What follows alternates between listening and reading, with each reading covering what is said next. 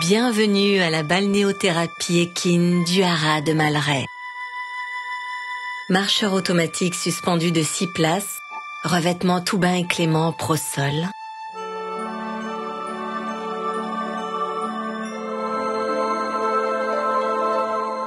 Cette box entièrement capitonnée latéralement avec sol amortissant.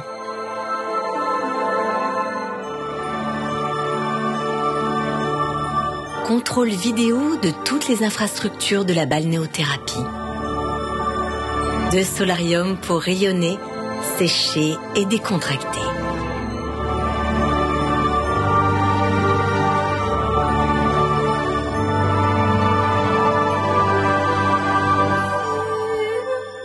Une balance pour une précision pondérale. Suivi échographique. Douche thermorégulée avant et après chaque séance. 2 technologies de haute précision. Le Spa7, machine passive pour le resserrement des tissus, la résorption d'œdème, la prévention contre l'arthrose, le traitement des fourbures et des tendinites. Eau saline à 3 degrés. Oxygénation d'air par le sol.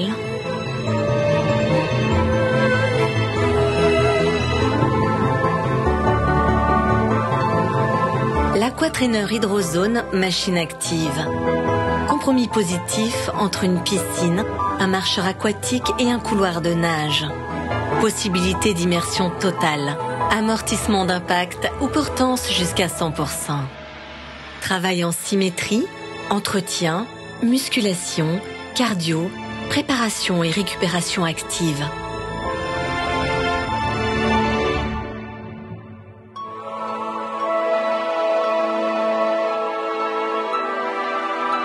Connexion privée permettant de visionner les séances des chevaux à distance.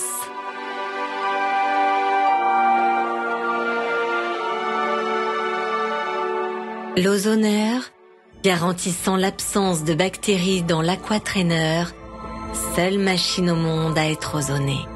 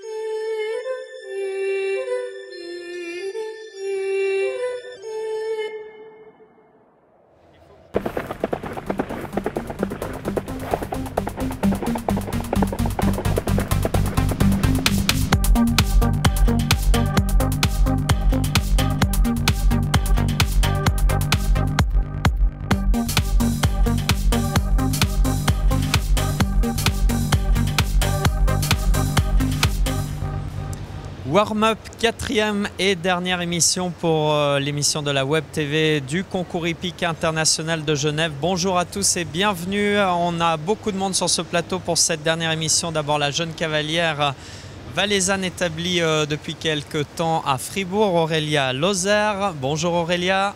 Bonjour. Le plaisir d'accueillir aussi Michel Sorgue, le sous-directeur du concours, et puis sans oublier bien sûr Alexandra Claude qui m'accompagne toujours ici depuis jeudi à la présentation de cette émission. Bonjour Alexandra. Pascal.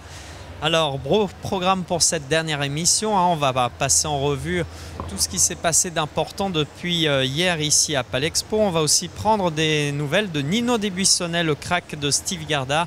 Vous vous souvenez peut-être, il avait fait ses adieux à la compétition ici même l'an dernier. Pour commencer, un mot avec vous Aurélia Lozère, hein, c'était votre 2e apparition ici dans ce concours en tant que cavalière titulaire d'une wildcard. J'imagine que c'est toujours 4 jours très intenses en émotion, en sport de haut niveau. Alors c'est vrai que l'année passée j'étais au concours hippique international de Genève en tant que wildcard. Et cette année, c'est la première fois que je suis dans l'équipe officielle avec l'équipe de Suisse. C'est vrai que c'est une chance incroyable pour moi. Je remercie Andy Kistler, le chef d'équipe de Suisse de saut.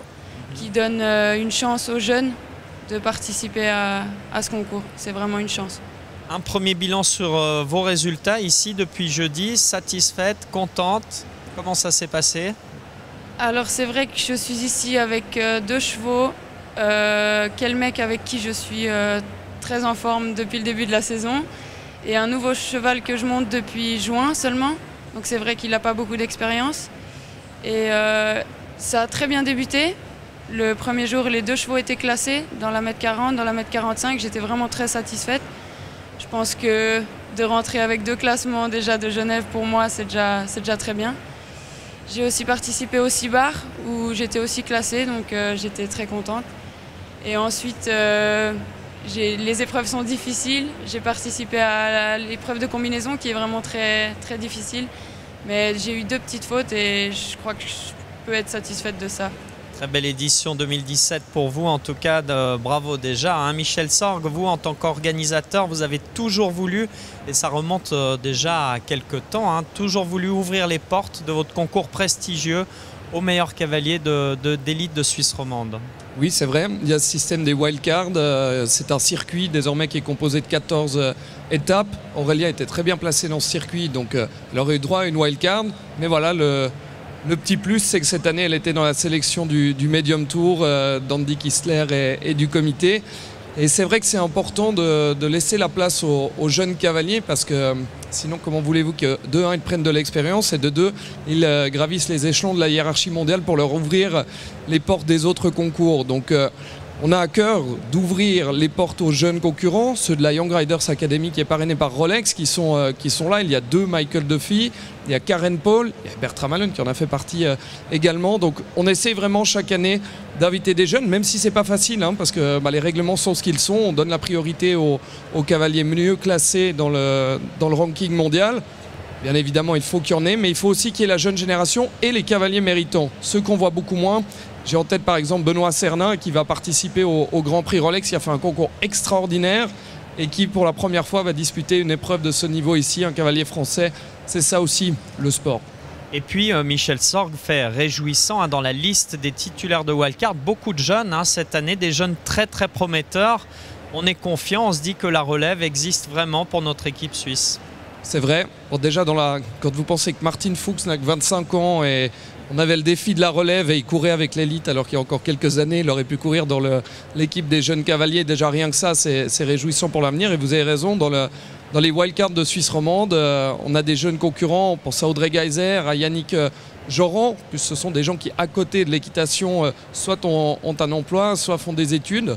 Donc oui, je crois qu'on peut voir l'avenir avec le sourire. Puis surtout, les cadors d'aujourd'hui, ils ont encore de belles années devant eux. Hein. Alors, on va vous retrouver bien sûr Aurélia et Michel pendant toute cette émission. On va d'abord passer en revue, si vous n'étiez pas avec nous hier soir à Palais Expo, quelques temps forts, séance de rattrapage. D'abord avec un retour, Alexandra, sur la finale du Top 10. Et oui, le public genevois a pu assister à la 17e édition de la finale qui réunit donc les 10 meilleurs cavaliers au monde. Une finale qui a lieu quasiment à chaque fois à Genève. C'est aussi une grande chance pour le public genevois de pouvoir assister à cette finale. L'an dernier, c'était le champion olympique, le Canadien Éric Lamaze, qui l'avait emporté. Et puis, eh bien, maintenant, la fameuse coupe est à présent revenue de ce côté-ci de l'Atlantique.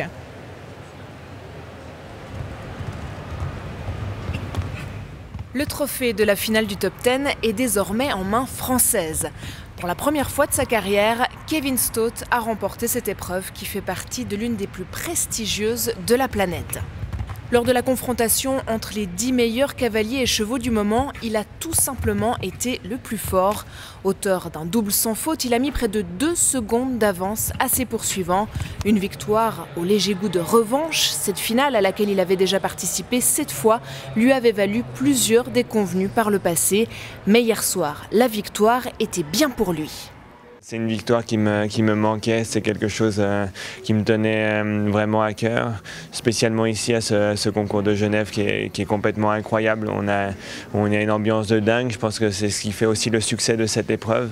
Cette victoire elle a pu être partagée bien sûr avec Laurence, la groom de Rêveur, mais aussi avec Emmanuel et Armand, les propriétaires qui s'étaient déplacés. Partager ça aussi avec Philippe Guerda qui est notre chef d'équipe maintenant depuis longtemps, avec qui j'ai une grosse complicité. Et on a connu des moments difficiles cette saison encore, donc de pouvoir achever la saison sur une touche positive comme ça, c'est vraiment agréable. Et pour ajouter encore un peu de saveur à ce succès, Kevin Stott l'a signé avec son cheval de cœur, rêveur de Hurtebise HDC, son fidèle hongre de 16 ans.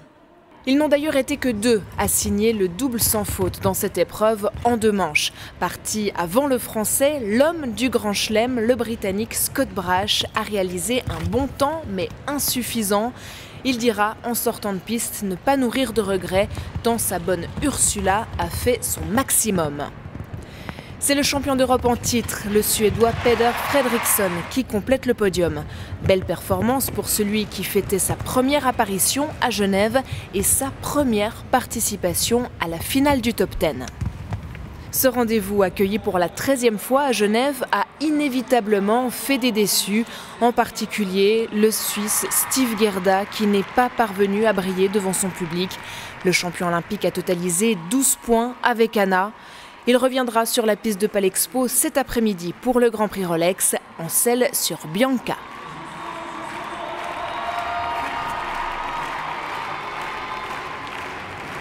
Michel Sorg, d'un côté la joie, le soulagement de Kevin Stott et de l'autre côté la déception pour Steve Gerda. Inhabituel de voir 3 fautes avec Anna. Oui, c'est vrai que c'est inhabituel, surtout vu le nombre de 100 fautes qu'elle a signées en Coupe des Nations, encore victorieuse à Stuttgart très récemment dans la Coupe du Monde. Mais ce sont des animaux, ce n'est pas une science exacte. Et puis voilà, il y a des parcours avec, il y a des parcours un peu sans. Et puis hier, Steve l'a dit, d'ailleurs à l'interview au micro de la RTS, 2 erreurs de sa part, c'est lui qui l'a dit, je ne suis personne pour juger ça évidemment. Après ça tient à rien, c'est l'un des parcours les plus difficiles du monde, c'est les 10 meilleurs cavaliers du monde. Voilà, 4 plus 8, évidemment que tout le monde espère un double 0, une victoire de Steve à Genève, mais bon, il y a encore le Grand Prix Rolex, donc je suis sûr que ça va le galvaniser. Mais voilà, c'est jamais une science exacte avec les chevaux et ça ne remet pas en question le reste de la saison, évidemment. Alors, on continue à parcourir ce qui s'est passé hier soir ici, autre moment attendu, Alexandra, c'était le Cross Indoor. Et oui, ça fait depuis 2014 que Palexpo accueille cette magnifique épreuve, on peut dire pas comme les autres. Il y avait un plateau de 16 concurrents internationaux qui se sont élancés sur un parcours d'1,2 km comprenant 32 efforts. Et puis au final, celui qui a été le plus proche des 153 secondes, c'est le champion olympique par équipe Karim Florent Lagouag. Le Français s'est imposé devant la légende du concours complet, l'Allemand Michael Jung. C'est sa 3e victoire consécutive en cross indoor après Bordeaux et Paris. Oui, il était heureux de ce succès, il a été très démonstratif, il a remercié encore le public. Magnifique Michel Sorg, pendant qu'on voit les images de ce magnifique cross, 4e édition. Il y a Dax derrière vous. Il y a Dax derrière nous, il nous perturbe le coquin. Bonjour Dax, comment vas-tu? Salut. La mascotte du cirque. Il est magnifique, regardez la bonne bouille qu'il a. Salut, il retourne avec ses fans, ils sont nombreux. On parlait de ce du cross indoor, oui, c'est ça. 4e édition qui nécessite une sacrée organisation, mais finalement on se rend compte que ça amène un petit vent de fraîcheur. Le public a vibré et resté aussi nombreux dans les tribunes pour y assister. C'est une épreuve rare, c'est une épreuve unique en Suisse et puis il y en a très peu en Europe. C'est vrai qu'il y en a à Sertogenbosch au Dutch Masters, l'une des épreuves du Grand Chelem. Donc je pense que le public en est friand. C'est une épreuve aussi où les cavaliers font le spectacle, c'est des showman. Alors Karim Lagouag évidemment qui remporte cette épreuve, c'est le plus grand des 16 showman qu'il y avait sur la piste. On a Michael Jung, vous voyez à l'image, qui est évidemment une légende vivante de ce sport. Donc je crois que c'est le côté exclusif de cette épreuve, le côté spectacle, mais aussi le côté sport, parce qu'on avait vraiment un parcours technique, un parcours délicat concocté par Peter Hasenbeller. C'est vrai que pour tout ce qui est infrastructure autour du cross, c'est des obstacles lourds, c'est des obstacles massifs. Donc les tracteurs, ils vont bon train, mais tout a bien marché. On était dans les temps, donc parfait. On continue à passer en revue ce qu'il s'est passé. On passe cette fois à la journée d'aujourd'hui, ce matin, Alexandra, la manche de Coupe du Monde d'attelage qui vient de se dérouler, qui a été pleine de rebondissements. Et oui, c'est le moins qu'on puisse dire. Et du coup, le plus simple, c'est quand même de demander à celui qui a assisté c'est le plus simple, en première loge. En tout cas, vous êtes le mieux placé, Michel, pour nous expliquer un petit peu ce qui s'est passé dans cette épreuve, qui donc au final a été remportée par l'Australien Boyd Exell. On va essayer d'être assez simple dans l'explication. Ce qui s'est passé, c'est que Boyd Exell a commis une faute sur le parcours initial. Il a pu continuer durant une dizaine de secondes, puis il a été cloché par le président du jury assez tard finalement après la faute. Ensuite, ils ont reconstruit l'obstacle, ils lui ont redonné le départ, il a continué, ils l'ont laissé terminer. La question était de savoir si Boyd Exel avait repris son parcours au bon moment. Est-ce qu'il l'avait repris au bon obstacle ou est-ce qu'il avait manqué un obstacle entre le moment de la faute et le moment où il a repris? Il y a eu un petit moment de flottement. Le jury a décidé que Boyd Exel avait fait une erreur de parcours, donc élimination. Boyd Exel, derrière le rideau, dit non, je ne suis pas d'accord, je fais recours. Moi, j'estime que j'ai fait juste. Donc, qu'est-ce qui se passe dans ce genre de cas? 4 meneurs vont au barrage au lieu de 3. Jérôme Vouta a pu y aller aussi, puisqu'il était 4e de la première manche. Et à la fin du barrage, après avoir regardé une nouvelle fois les vidéos, avoir discuté entre les membres du jury, eh bien, ils ont finalement décidé que Boyd Exel avait bel et bien repris le départ au bon endroit. Donc l'élimination n'est pas valable. Donc Jérôme Vouta n'aurait pas dû repartir dans le barrage. C'est pour ça que Jérôme est 4e, Boyd Exel 1er. C'est comme ça le sport des fois. C'est pas toujours évident, facile. Et puis c'était pas facile ni pour Boyd Exel ni pour Jérôme Vouta qui sont pour eux-mêmes de bonne foi. Et qui se retrouve du coup, Jérôme Vouta, un peu déçu. Il a pu croire à un moment donné une performance extraordinaire parce qu'il a fait un super barrage et puis c'est vrai que lui il s'est dit bon ben voilà on repart, mais voilà, dans le sport, on peut quand même rendre hommage au meneur valaisan parce que lui il se bat vraiment comme un beau diable aussi avec ses moyens.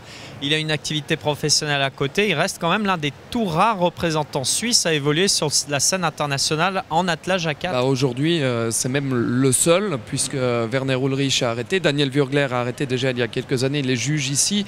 Et Cyril Marel, lui aussi, a pour l'instant décidé de ne plus se consacrer à l'attelage à 4. Donc Jérôme Valaisan, roman, est le seul représentant et avec brio. Cyril Marel, le meneur vaudois qui va se consacrer à l'organisation d'un très bel événement avec toute une belle équipe très motivée. Ce sera du 4 au 7 octobre, le concours d'attelage international de la côte. C'est à ne pas manquer donc l'an prochain. 4 disciplines présentées sous le même toit de Palexpo. Michel Sorg, le saut, l'attelage, dressage et le cross. Est-ce qu'on n'arrive pas à la limite du programme ou est-ce qu'on est tout juste bon? On est à la limite dans le sens où on ne va pas pouvoir aller au-delà. C'est impossible. 5 disciplines, à moins qu'on fasse pas les 24 heures du Mans, mais les 24 heures du concours hippique, on ne va pas y arriver. Donc 4 disciplines, c'est vraiment le maximum. Combien de temps on va garder 4 disciplines? Je ne peux pas vous le dire aujourd'hui. On va devoir débriefer évidemment tout cela. Le saut d'obstacle, évidemment, il n'y a aucune question. Pas que tout à coup les gens se disent voilà, mais il faut se poser la question des autres disciplines. Combien de temps on va pouvoir les garder les 4? Parce que il y a ce qu'il y a sur la piste avec les horaires, mais Aurélia peut aussi en parler. Derrière, il y a des moments où les cavaliers de saut peuvent aller sur les paddocks, des moments où c'est les cavaliers de dressage, des moments où c'est les attelages. Alors là, évidemment, on ne peut pas tellement slalomer entre les voitures. Donc ça fait beaucoup quand même. Il y a beaucoup. Et puis, on a un projet, peut-être à terme, de construire une piste supplémentaire encore dans les écuries pour les cavaliers. Et tout ça, c'est des projets. Donc voilà, cette année, on a 4 disciplines.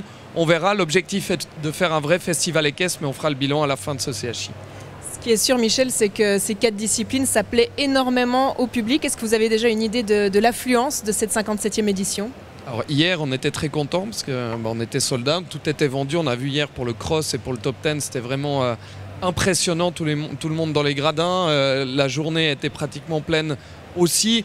Jeudi, toujours un peu plus calme. Vendredi, on monte un petit peu en puissance. Et puis le week-end, c'est plein. Et ça sera encore plein dans le Grand Prix Rolex. Donc, je n'ai pas de chiffres encore à vous donner, mais ce sera une bonne édition au niveau des spectateurs, c'est sûr. Alors Michel Sorg, vous avez évoqué ce Grand Prix Rolex, c'est l'épreuve majeure de ce concours. Coup d'œil maintenant justement sur cette belle épreuve à suivre ici à Palexpo dès 14h30. Un rendez-vous qui sera très bien doté, très bien coté aussi. On va écouter les réactions de la présidente du Rolex Grand Slam. Elle est élogieuse sur le concours genevois, vous allez l'entendre. In the Rolex Grand Slam Steering Committee, it's really just to work with the team, all 4 members now of the Rolex Grand Slam of show jumping. We've just added Sertogenbosch, which is the Dutch Masters, and that's an exciting venue for us because now we will have 2 indoor competitions and 2 outdoor competitions. It will begin in March of 2018. And as the president of the steering committee, I just work with the venues to make sure that we're cohesive in our each venue needs to be individual, but that we have a cohesive view of the sport and the Rolex Grand Slam of show jumping. I love Geneva. It is the largest indoor ring in the world. The quality is exceptional. The volunteers are phenomenal. They all have a smile on their face. They bring such a great spirit to the venue, and it's run by a very professional organization. And for me, you know, top jumping is the best in the world, and we see it every day here in Geneva. Beaucoup de compliments de la part de la présidente du Rolex Grand Slam. On va faire réagir nos invités dans quelques instants. Alban Poudret, directeur sportif du concours, vient de nous rejoindre. Vous sortez de la conférence de presse de l'attelage. Bonjour Alban. Bonjour Pascal. Toujours un plaisir de conclure cette dernière émission du concours avec vous. Vous étiez déjà là les dernières éditions. Vous venez de sortir de cette conférence de presse d'attelage. On l'a vu, il y a eu pas mal de rebondissements. Comment allait Jérôme Vouta? Dans quel état d'esprit était-il? Il est toujours combatif, Jérôme, et c'est aussi pour ça qu'on l'aime. Donc, bien sûr, il est déçu, il est frustré. En même temps, il était déjà content que le jury le laisse faire le barrage, le drive-off, pour qu'il puisse jouer sa chance et qu'après, on statue et on décide.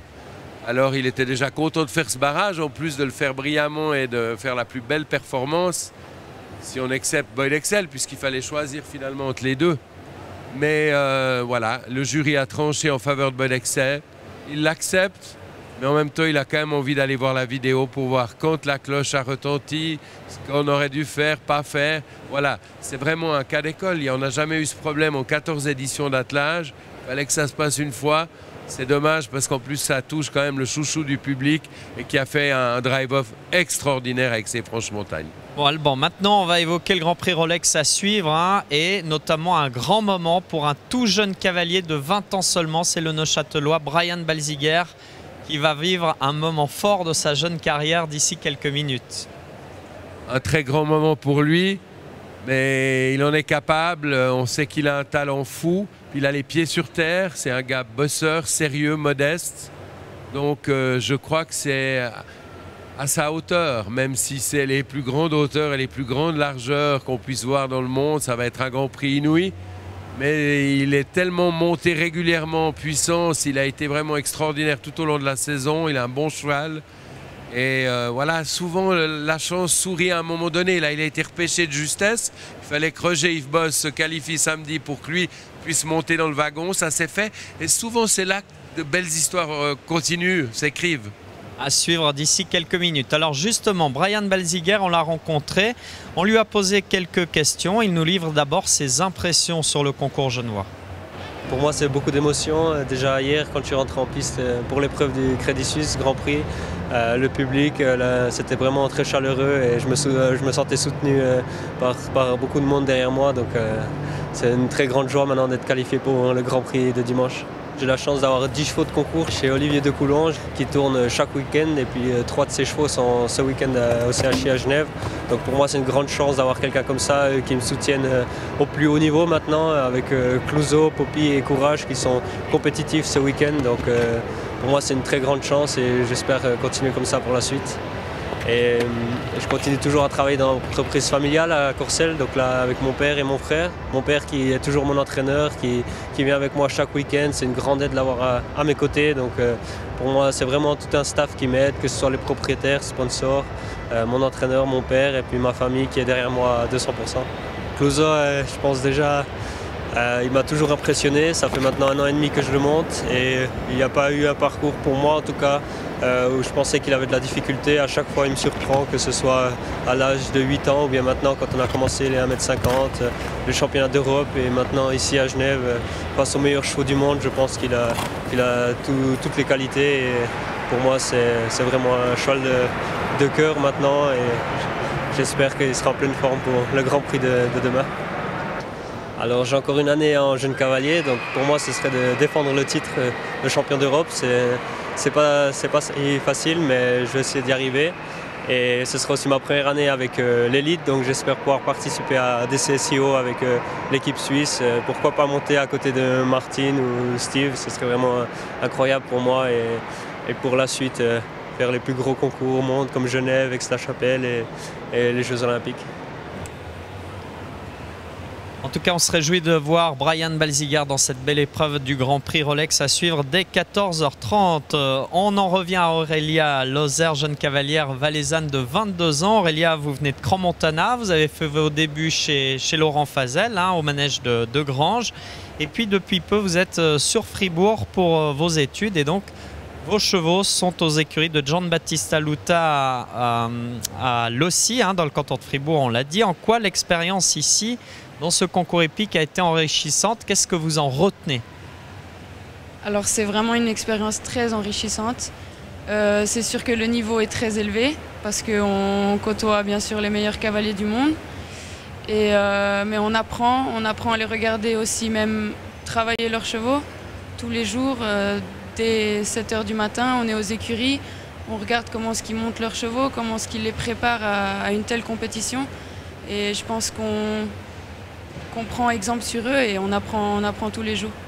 Très belle saison 2017, vous êtes classé dans pratiquement tous les Grands Prix de cette saison. C'était votre première saison au Grand Prix. Comment on explique une telle progression, une telle régularité aussi? Deuxième saison au Grand Prix. Deuxième saison au Grand Prix. Pardon.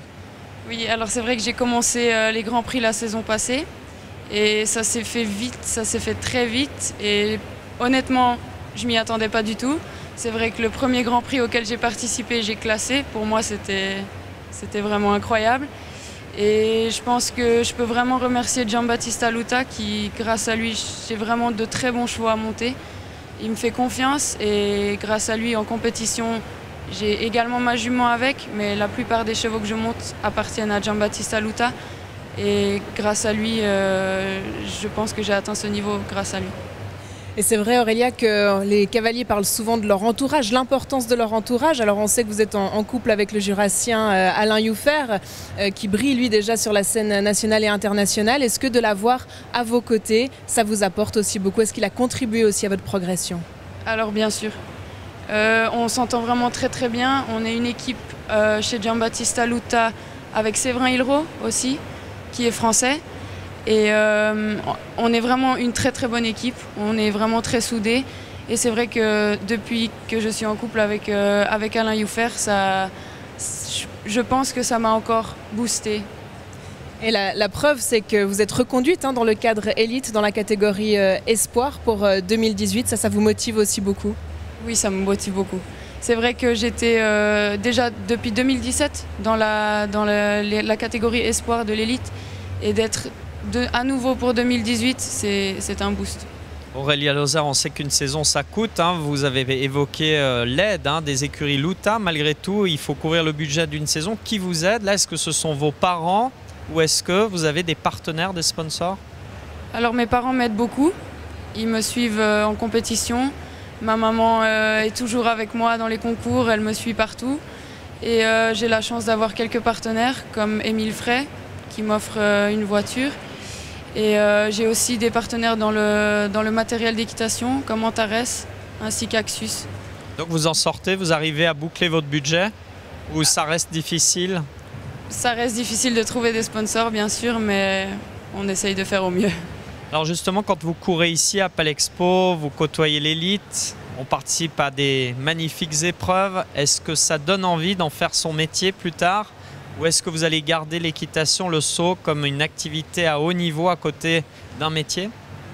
Alors bien sûr que ça donne envie, mais pour moi, j'ai toujours voulu privilégier mes études. Donc maintenant, je suis à l'université à Fribourg en psychologie en première année. Et je veux terminer cette formation et ensuite on verra d'ici là, dans 5 ans, où est-ce que j'en suis dans l'équitation et je déciderai. Alban Poudre a une tête bien faite, on le voit, tête sur les épaules. Finalement, il y a du potentiel chez Aurélia, chez les jeunes qu'on a évoqués. C'est rassurant, ça veut dire que le saut d'obstacle a de l'avenir. Absolument, c'est magnifique et c'est formidable que Aurélia décide de concilier les deux choses le plus longtemps possible. Pourtant maintenant, elle commence à goûter à des CSIO comme la Baule, elle a gagné une Coupe des Nations à Rabat, elle a fait des grandes choses, mais je crois qu'elle a totalement raison d'essayer de finir ses études d'abord, elle va les finir, et puis de continuer parallèlement à progresser et pourquoi pas à un moment donné faire vraiment partie de l'équipe. Je crois qu'on peut jouer sur les deux tableaux un certain temps. Après, à un moment donné, il faudra choisir. Mais c'est vrai qu'on a une magnifique relève. Junior, jeune cavalier, moins de 25 ans. On a des cavaliers extraordinaires. On pensait qu'il y en avait un par génération, hein, Steve Gerda, ensuite Martin Fuchs. Maintenant, on voit que ça se multiplie avec Brian, avec tous ces jeunes, Aurélia. Et il y en a beaucoup. Et quand on voit dans notre premier défi de la relève qu'on a imaginé avec Michel cette année, on avait 2 équipes de juniors et de jeunes cavaliers qui ont été presque aussi forts que les stars et qui étaient exclusivement romandes. Donc c'était des équipes avec 4 romandes chaque fois. C'est la preuve aussi que vraiment la relève romande est remarquable. Et je pense que le concours de Genève, il contribue quand même aussi en ouvrant grandes ses portes, en les permettant à ces jeunes de participer à de grandes épreuves. Pensez aux champions, bien les accueillir, mais aussi encourager la relève. Hein, c'est l'un de vos leitmotifs. Alors maintenant, j'aimerais vous parler d'un beau moment qu'on a tous vécu. Si je vous montre ce panneau que j'ai gardé depuis l'an dernier, vous vous souvenez que tout le public en avait dans les mains puisqu'on avait dit au revoir à la compétition à un cheval d'exception qui a été champion olympique avec Steve à Londres en 2012. C'est bien sûr Nino Desbuissonnais. Alors on a voulu vous donner des nouvelles de Nino. C'est Michel Sorg, vous Michel, avec notre réalisateur de cette émission, Nicolas Bossart, qui est allé lui rendre visite à Elgue avec Steve Gerda. On va donc retrouver Nino avec Steve Gerda dans son parc.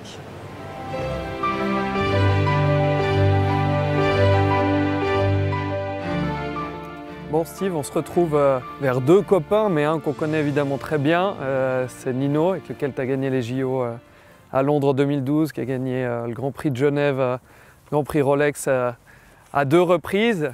C'est un jeune retraité maintenant, il a l'air toujours aussi espiègle, si on peut utiliser ce mot-là. Comment il va Nino? Il va très bien. Il est donc libre à la maison, dans son box, de sortir et rentrer comme il veut. Il a son paddock à lui. Il va en balade tous les jours à une bonne heure. Il est travaillé 2-3 fois par semaine. Personnellement, je le monte en général 1 fois par semaine. Et même 2 fois, je n'ai pas pu m'empêcher de prendre quelques petits sauts avec. En décembre dernier, après le Grand Prix du Rolex Grand Slam, il y a eu ses adieux à Genève. Quel souvenir tu gardes de ce moment-là? C'était un moment très fort parce que il y avait pas mal de déceptions parce que j'avais envie de finir sur une victoire et qu'on n'est pas passé loin. Mais après voilà, d'avoir vu vraiment ce que les gens avaient fait pour lui là-bas, c'était génial parce que je pense qu'il y a pas mal de gens qui s'imaginent que on fait ce sport juste pour nous, mais je pense que c'est faux, on le fait aussi pour nos chevaux. Et c'est des fois la plus belle chose dans les victoires, c'est de rendre quelque chose aux chevaux aussi, parce que de les faire, disons, eux passer pour ce qu'ils sont, des stars, et d'avoir, disons, loupé de lui donner un au revoir sportif comme il l'aurait mérité. Il a eu au moins un au revoir, je pense, comme une rockstar peut en rêver, et de voir tout ce stade se lever pour lui avec une pancarte à la main, c'était quelque chose qui m'a vraiment fait chaud au cœur parce que c'était quelque chose de tellement mérité pour lui, pour tout ce qu'il a fait pour moi et pour ce qu'il était pour ce sport. Et je pense que c'était une star du sport et il a fait ses adieux comme une star, donc c'était un grand moment.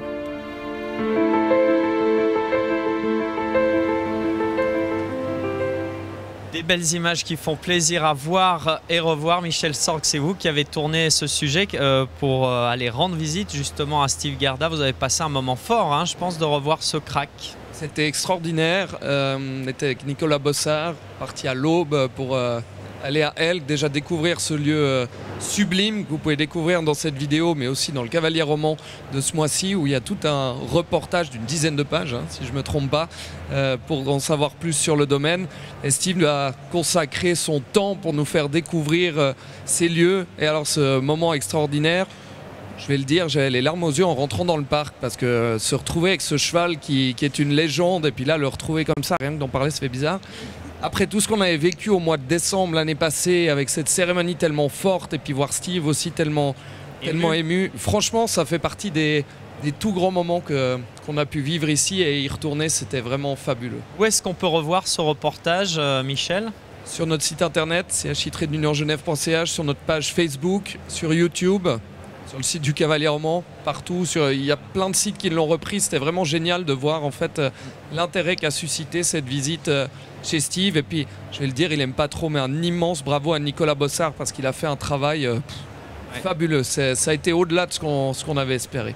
Notre réalisateur avec son équipe qui fait des merveilles aussi ici pour vous proposer cette émission Warm-Up depuis jeudi. Aurélia Lozère, Nino, il vous a forcément marqué hein, en tant que jeune championne, fan de ce sport saut d'obstacle. Alors c'est vrai que comme l'a dit Michel, ses adieux c'était vraiment émouvant. C'était un moment difficile et c'est vraiment un cheval qui est rentré dans l'histoire. Il a tellement gagné, il a tout fait pour Steve. Et comme Steve le dit si bien, c'était vraiment un génie. Alban Poudret, finalement, pour Steve aussi, d'être basé à Elk, d'avoir ses propres installations, c'est aussi un bel aboutissement hein, dans la jeune carrière d'un cavalier, de se sentir chez soi, d'être chez soi. Je pense que c'est très important et on voit à quel point cette année, mais il est serein, épanoui, heureux. Je crois qu'il est vraiment dans son élément. Alors c'est bien sûr le sentiment d'être propriétaire, c'est quand même un achievement, mais c'est aussi que c'est l'endroit un peu idéal, c'est magique. Il faut penser aussi à Paul Weyer qui a planté ces arbres, qui a construit ces obstacles naturels. C'est génial de voir Steve sauter tous ces obstacles naturels, même de sacrés contre-haut, contre-bas et murs en pierre. Il y a beaucoup de cavaliers internationaux qui ne le feraient plus aujourd'hui, mais c'est sain. Et ça respire justement la santé, la nature, le vrai, et cette belle relation qu'il a avec les chevaux, avec Nino, mais avec tous les autres. Et donc c'est vrai que c'est vraiment un immense privilège de passer une journée là-bas. Michel Sorg, merci d'être venu. On va vous libérer car vous allez du côté de Radiolac hein, pour des interventions. Et puis bon repos mérité d'ici quelques jours, on va dire, hein, parce que le travail continue. Oui, ça ira déjà bien là tout à l'heure. On se réjouit de vivre le Grand Prix Rolex. Merci beaucoup. Voilà, merci Michel. Alexandre, on termine comme d'habitude cette émission en faisant un petit tour sur les réseaux sociaux avec notamment Instagram, le triomphe de Kevin Stott, bien sûr, et Rêveur de Hurtebise, qui a été largement publié et commenté. Et oui, c'était difficile de choisir, mais finalement, on a jeté notre dévolu sur cette photo qu'on va voir à l'écran, publiée par la Française Cyrine Chérif, qui mentionne les 8 ans d'essai du Français. C'est vrai qu'il il a participé souvent à cette finale, il a connu plusieurs déconvenues, et là, enfin, on l'a senti très soulagé hier soir quand il est arrivé à la conférence de presse. Il s'est dit, enfin, je l'ai eu. Et Kevin Stott, bien sûr, soulagé et heureux aux anges après ce succès. Et oui, il le signifie avec cette publication et ces 3 smileys hein, qui montrent tout simplement qu'il est heureux. Ça se passe presque de commentaires. Une image donc publiée sur Instagram avec ces smileys. Le CHI de Genève sacré 9 fois meilleur concours indoor du monde dans la catégorie saut et des spectateurs de tous les âges toujours ravis de venir ici. Et c'est le cas notamment de la jeune Française Léa Weber qui publie cette photo avec la légende « In love with this place », donc amoureuse de cet endroit. Voilà, on la voit à l'écran à présent. Et la grande famille du CHI de Genève avec ses 700 bénévoles, son comité. Et parmi ces bénévoles, Coraline Schmitz qui partage une photo devant le grand panneau qui relate quelques faits marquants des 91 ans d'histoire du concours. Elle paraît toute petite du coup face à ce grand mur d'histoire. Et enfin, on termine avec de larges échos du concours dans les médias et notamment sur le web, sur les réseaux sociaux. Vous avez été nombreux à suivre les épreuves et notamment cette émission Warm-Up. Et à l'image d'Elisabeth Fortin qui publie une photo de son ordinateur branché sur CHIG TV, la web TV du concours épique de Genève. Petite pause d'études, c'est son commentaire. On encourage bien sûr tous ceux qui ne peuvent pas nous rejoindre à Genève à faire pareil tout à l'heure pour le Grand Prix. Regardez-le depuis chez vous sur votre ordinateur. Merci Alexandra. Alban Poudret, on va terminer avec les dates du concours 2018. On peut déjà les donner, il faut que les gens les notent dans l'agenda. Poser presque une colle du 6 au 9. 6 au 9 décembre 2018. Ouais, on ne va pas les oublier. Est-ce qu'il y aura déjà des changements, des nouveautés? Est-ce que vous y avez déjà pensé? Toujours des nouveautés, toujours des surprises. On propose beaucoup de choses, du matin jusqu'au soir, 4 disciplines, tant d'épreuves. Après, il faut faire des tris, surtout si on veut rajouter 1 ou 2 épreuves nouvelles. Et c'est le public qui a le dernier mot, qui nous dit ce qu'il apprécie le plus. Mais des surprises, il y en aura parce que c'est un de nos moteurs. Merci beaucoup Alban Poudret, et au nom du public et des cavaliers, un grand merci, un grand bravo à vous pour votre engagement ainsi que toutes les personnes qui vous entourent, que ce soit au comité, dans le bénévolat, les responsables techniques et autres. Merci beaucoup Alban Poudret. Merci. Un succès aussi à vous Aurélia Lozère pour la suite et fin de la saison. C'est quoi les vacances, un peu de répit, ou est-ce qu'il y a d'autres concours avant les fêtes? Non, alors maintenant c'est la pause. Je pense que mes chevaux ont bien mérité ça. Et moi, je vais un peu étudier pour mon université. Et puis aller faire un peu de ski à Crans-Montana quand même. En plus, il a bien neigé là-haut. Merci aussi à vous, Alexandra, de m'avoir accompagné. C'est un plaisir de partager ces moments dans l'émission Warm-Up. Pour moi également. Et puis merci aussi à toute l'équipe technique emmenée par notre réalisateur Nicolas Borsart. Derrière Alexandra et moi, en effet, il y avait une dizaine de personnes qui ont œuvré chaque jour, du matin jusqu'au soir, pour vous proposer cette émission et tous ces beaux rendez-vous. Maintenant, place au Grand Prix Rolex qui est à suivre dans quelques minutes. On va se quitter sur ces belles images de la journée d'hier.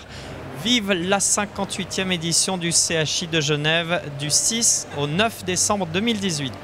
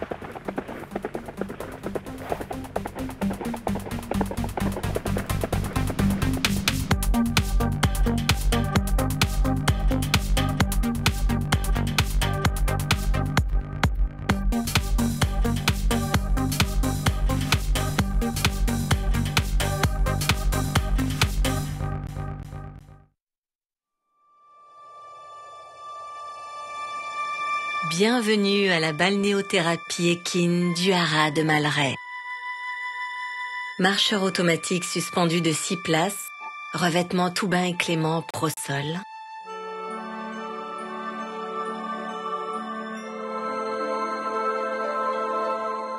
Cette box entièrement capitonnée latéralement avec sol amortissant.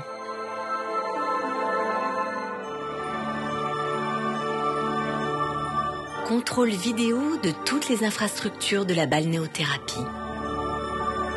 2 solariums pour rayonner, sécher et décontracter.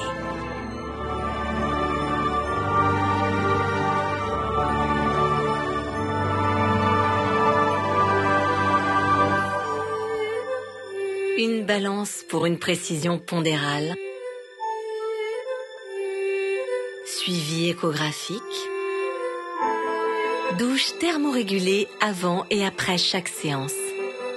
2 technologies de haute précision. Le Spa7, machine passive pour le resserrement des tissus, la résorption d'œdème, la prévention contre l'arthrose, le traitement des fourbures et des tendinites. Eau saline à 3 degrés. Oxygénation d'air par le sol.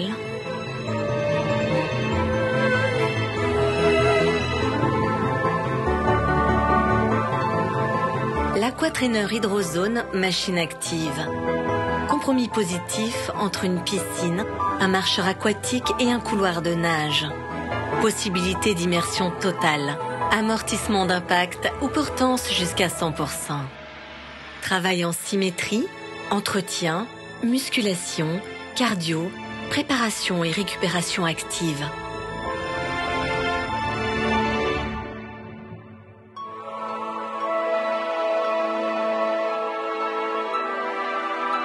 Connexion privée permettant de visionner les séances des chevaux à distance.